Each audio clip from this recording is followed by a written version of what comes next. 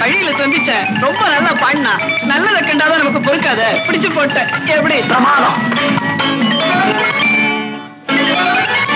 அந்த இருட்டுக்கும் பார்க்கின்ற விழி இருக்கும், எந்த சுவருக்கும் கேட்கின்ற காது இருக்கும். அந்த இருட்டுக்கும் பார்க்கின்ற விழி இருக்கும், எந்த சுவருக்கும் கேட்கின்ற காது இருக்கும். சொல்லாமல் கொள்ளாமல் காத்திருக்கும், சொல்லாமல் கொள்ளாமல் காத்திருக்கும். தக்க சமயத்தில் நடந்ததை எடுத்துரைக்கும்.